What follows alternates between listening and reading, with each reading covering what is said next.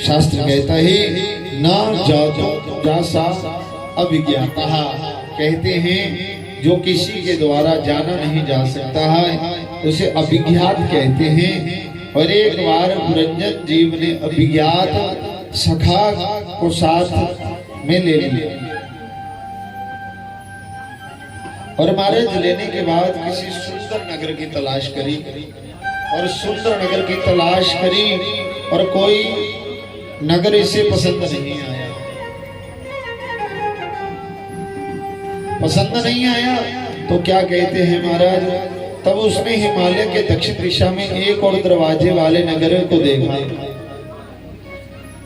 गीता में लिखा है नवद्वारे पुरोदेहि, 9 दरवाजे का जो नगर है वो हमारा शरीर है। शरीर है तो महाराज शरीर के 9 द्वार होते हैं, 2 कान, 2 आंख, 2 नास छिद्र, 1 मुख, उपाधि इंद्रिय आदि रूपी नगर में प्रवेश जैसे एक ही नगर है। और महाराज उस नगर में जब प्रवेश किया, उस नगर के अंदर एक बैठी नगर की सुंदरी दा और जो नगर के भीतर बैठी है। और महाराज इसका भी आपको परिचय दे सकते, जे कौन है सुंदरी, ये जेड़ा साडा शरीर है ना, इहदे किन्ने रस्ते है, 9 दरवाजे है। किन्ने बोलो हाँ जी ना जी। जिले प्राण निकलते ना तो पता चली इतना व्यक्ति स्वर्गी गया कि नरकी गया। माता ना कहे पता नहीं डॉक्टर है। महाराज अंत समय में प्राण व्यक्ति के कैसे निकलते हैं जी, उसके शरीर से पता चल जाता है किस द्वार में। आपके प्राण आंखों से निकले, कानों से निकले, मुख से निकले, नाक से निकले, इन द्वारों से अगर निकले तो समझो सीधे स्वर्ग गए। कहाँ गए? स्वर्ग गए। बोलो राधे राधे।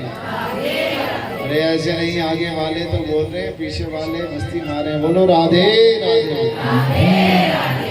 अरे भगवान का नाम बोलना ही पड़ेगा, प्रेम से बोलो राधे राधे।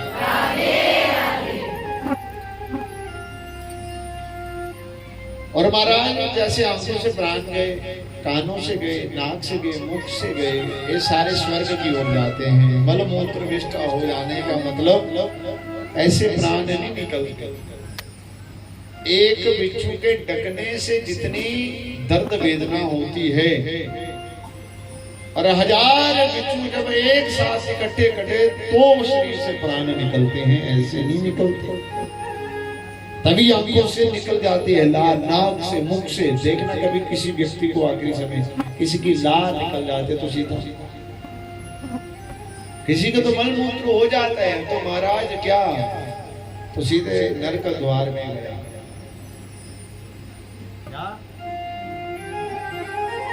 और जाने का कारण अब आपकी कथा है, ध्यान से सुनना। ये जो व्यक्ति है ना, 9 दरवाजे जो वाला जो महल है, इसके अंदर बैठा तुम्हारा मन। क्या बैठा है? मन बैठा है। ये मन बबनौर से लेकर सारे श्री धाम, वृंदावन, मथुरा, काशी, गया जी, यहीं जमुना जी, बद्री, केदार, जमुनोत्री, सब जगह घूमा। मगर सब जगह घूमने, तीर्थ पर घूमने के बाद मगर इसे शांति नहीं मिली। शांति कहाँ मिली? सब चीजें छोड़कर अपने शरीर के सुख की शांति मिली। मेरा शरीर सुखी रहना चाहिए। कौन तीर्थ, कौन भगवान, कोई किसी का मतलब मैं फिट रहना चाहिए। और अपने शरीर को स्वस्थ तंदुरुस्त बनाने के लिए व्यक्ति 56 प्रकार, नाना प्रकार के भोग खाता है। सुबह सुबह गिरी दूध, मट्ठा, दही चकाचक भर भर के खाता है। इसलिए मैं फिट। और इसके कोई पसंद नहीं आता, दुनिया के कोई भी साधन संसाधन कोई पसंद नहीं आता। व्यक्ति को एक ही चीज पसंद आती, वो अपना शरीर। और अपने शरीर से सबसे ज्यादा प्रेम करता है कौन? हर व्यक्ति। और इस शरीर के कितने दरवाजे हैं, कितनी मंजिल का है? 9 मंजिल वाला मकान है। कितना? 9 मंजिल का मकान है। और उसके भीतर में बैठा है मन। उसके भीतर मन बैठा है। और मन अकेला नहीं है सरदार। जब छोटा बच्चा होता है तो मन अकेला घूमता है। बच्चे को कोई पता नहीं होता कि मैं कहाँ जा रहा हूँ, क्या क्या। जब थोड़ी समझ आती, मन अंदर घूमता रहता, उसे एक स्त्री मिलती है। वो कौन? उस स्त्री का नाम है बुद्धि। मन का नाम है पुरंजन। क्या? और बुद्धि का नाम है पुरंजनी। ये मन रूपी पुरंजन जो है शरीर के ऊपर नीचे जाता रहता है। और इनकी जो अंदर मकान के अंदर बैठी देवी बुद्धि पुरंजनी। तो आज पुरंजनी का क्या हुआ महाराज? पुरंजनी को पूछता है पुरंजन, अरे देवी तुम कौन हो? कहती है तो मुझे नहीं पता कि मैं कौन हूँ, मगर मेरे साथ शादी कर लोगी तो मैं तुम्हें पूरा सब कुछ बता सकती हूँ। मन ने शादी कर ली किससे? पुरंजनी से, बुद्धि से। जब बुद्धि से शादी करी, पहले मन अकेला था, अब मन किसके अधीन हो गया? बुद्धि के अधीन। जो तुम सोचते हो, तेरा दिमाग सोचता वही मन करता है। जब दिमाग में कोई बात आई तो मन दौड़ता है।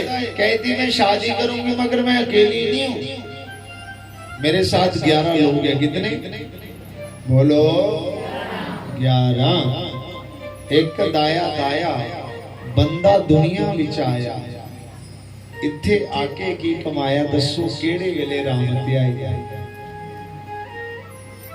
2 दाए भी, 2 पुत्र, एक धी है। दसो केड़े वेले राम ते आए। ते जिले अगे वाला पहाड़ आई जाता नहीं तो फिर काम खराब हुई। उत्थे ध्यान रखना। की कहंदे फिर बच्चे 8 दाए 80, आपे दुध ते बुड्ढे नूं लस्सी, ते जे बोला तो पनी दियो बखी। दसो केड़े वेले राम। 10 दाया 100 बुढ़िया, खुली नींदर सो, ना तेनू डर ना भो जिथे मर्जी पिता दे। दसो केड़े वेले राम। महाराज अकेली नहीं है बुद्धि, 11 लोग हैं। जब 11 लोग थे ना तो आज कहने लगी अब विवाह हुआ मन रूपी पुरंजन का पुरंजनी से, तो 11 लोग चले गए। वो कौन? 5 ज्ञानेंद्री और 5 कर्मेंद्री। और 11वां कौन था? पंच प्राण, जो 5 फन वाला नाग है। 5 फन वाला नाग है। हम सो जाते हैं वो पहरा देता रहता है। और महाराज इनके माता पिता भी हैं बुद्धि के। बुद्धि के माता कौन है? चंडवेद नाम का राजा। वो अकेला नहीं, उसकी बहुत लंबी सेना है। 365 गंधर्व और 365 गंधर्वियां, मतलब दिन और रात। श्री चंडवेद राजा कौन है? बुढ़ापा।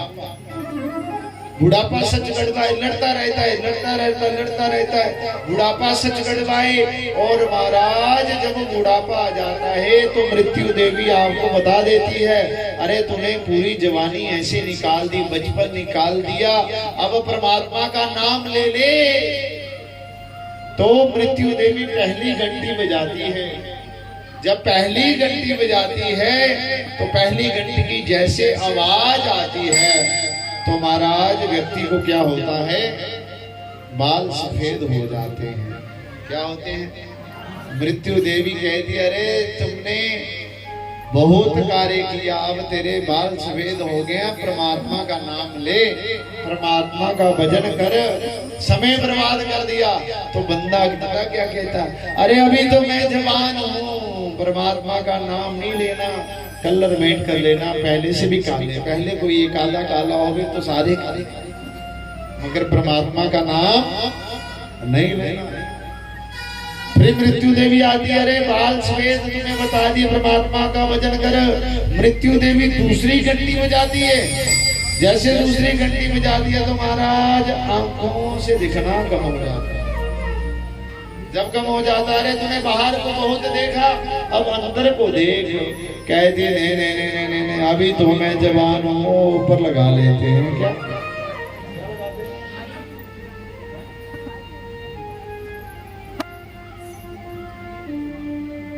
साढ़े पंडित जी खड़े चश्मा, मतलब आंखों से कम हो जाता है मगर चश्मा लगवा लेते हैं। मगर वो महाराज पुराना जमाना हो गया, आज तो लेंस फिट करवा लेते हैं, है ना। तो मगर परमात्मा के दर्शन करने नहीं जाते, मृत्यु देवी पास आ जाती है। वो क्या करते हैं, फिर महाराज कहते हैं तीसरी घंटी बजाती है, अरे तुम नाम ले लो। तीसरी जब घंटी बजती है ना जी, तो कानों से बंद हो जाता है, कम कम सुनाई देता है। जब कम कम सुनाई देता है ना जी, तो अरे तुमने बाहर की सब सुनी, आज कथा सुन ले। कहता अभी तो मैं जवान हूँ, अभी समय थोड़ी हुआ मेरा कथा सुनने का। और महाराज ऐसी मशीन लगाते स्कूल की भी बेल बजे तब भी सुनाई दे। बोलो राधे राधे। मृत्यु देवी कह दी अरे अरे भजन कर भजन कर। मृत्यु देवी चौथी घंटी बजाती है। जब चौथी घंटी बजाती है ना, तो क्या होता है, दांत गिर जाते हैं। जब दांत गिर जाते हैं तो महाराज तूने बड़ा कुछ चबा चबा के खाया है, अब भगवान का भजन कर। कहता नहीं महाराज, 2-4 दांत पहले फिर कम होंगे, फिर तो इतनी बढ़िया दंताल लगाती है कि 32 के 32 ही पीट करती है। मगर परमात्मा का नाम नहीं लेना, डिपार्टमेंट में घूमते रहना मगर परमात्मा का नाम नहीं लेना। तो फिर क्या करती है मृत्यु देवी, कहती है अरे जवानी में तुम बड़ा बड़ा अकड़ कर चला। मृत्यु देवी एक और घंटी बजाती है। जब एक और घंटी बजाती है, अरे जवानी में तुम्हारा से कुछ नहीं हुआ, अब बुढ़ापा आया, कोई नाम जप कर ले, कोई दान पुण्य कर ले, कोई तीर्थ सेवा कर ले। मगर बंदा कहता अजय टाइम थोड़े होया साडा। तो क्या करता है वो महाराज, डाबर चनमराज खाता है, केसरी चनमराज खाता है, मगर क्या करता है, परमात्मा का नाम नहीं लेता है। तो मृत्यु देवी जब कहती है अरे हार हूर मानकर तुम्हें सब उपाय दे देती है, बंदा नहीं मानता। फिर मृत्यु देवी छोटी घंटी नहीं बजाती, सबसे बड़ी घंटी बजाती।